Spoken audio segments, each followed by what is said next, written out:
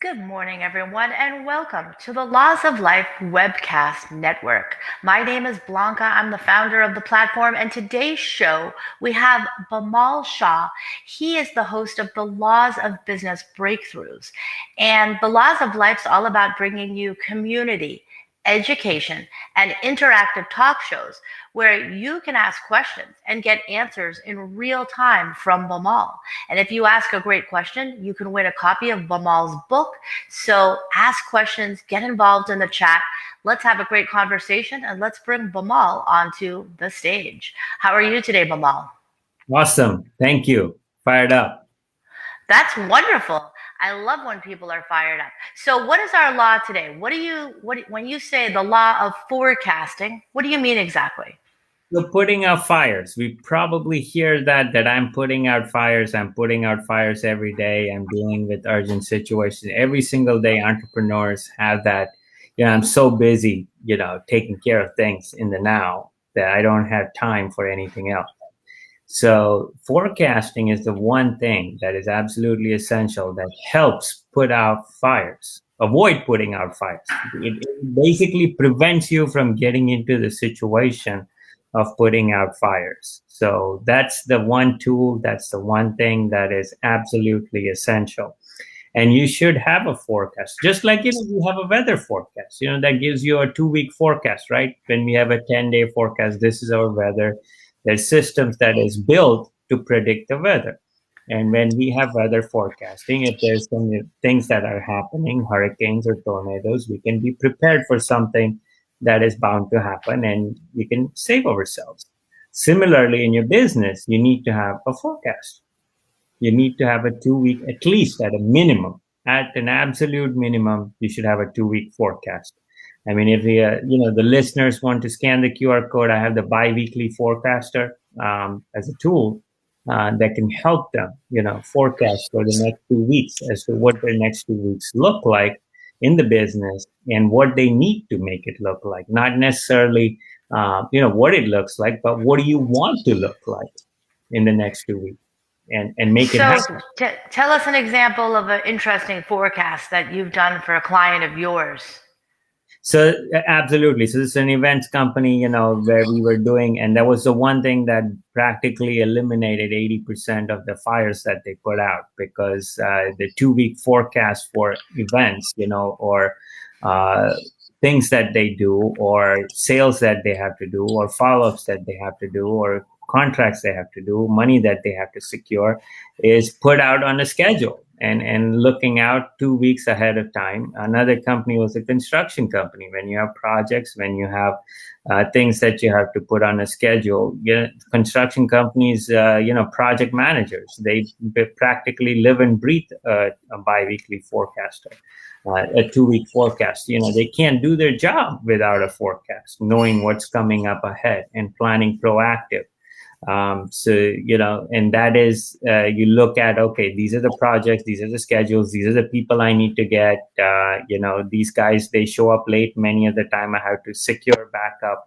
I have to find subs, all of those things in forecast. That's good feedback. So in other words, forecasting is also putting into place plan B strategies.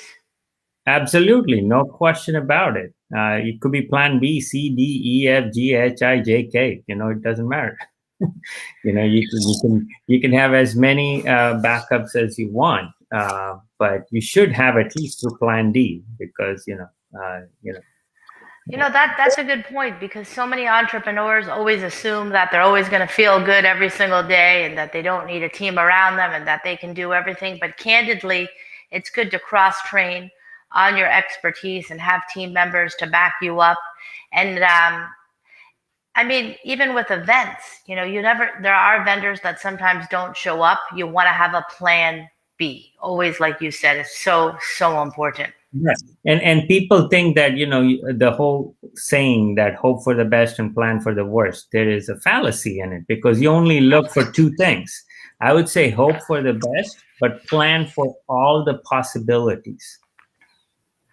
It's not because if you hope for the best and plan for the worst, you're only planning for two things.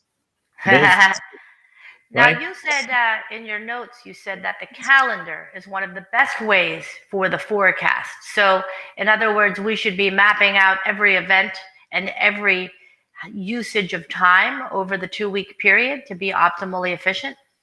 Absolutely. We have technology on our hands, in our palm of our hands, which has the ability to give us reminders, notifications, sounds, and you can have your favorite sound playing when something has to do. So when you have an appointment, you can have one kind of sound.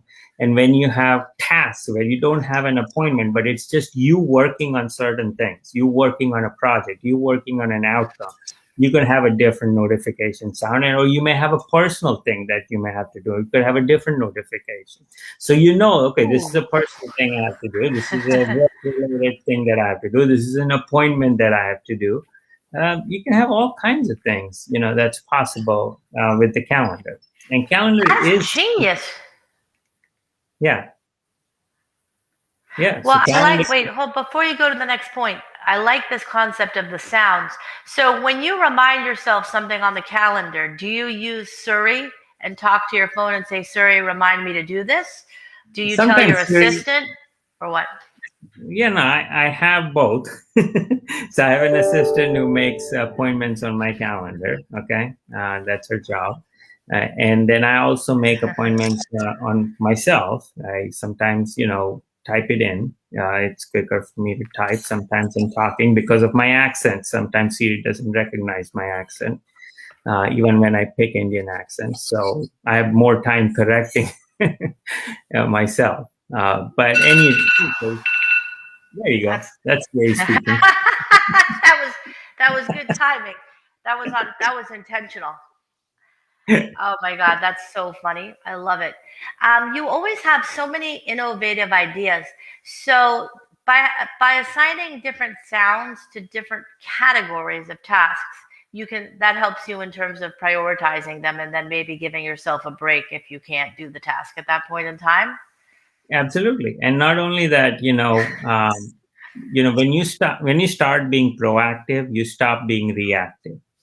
Many a times we have seen that people, are in a reactive state, and you can't run your business being in a reactive state throughout your life, and you won't grow because all you're doing is responding to everyone else's agenda, not your own.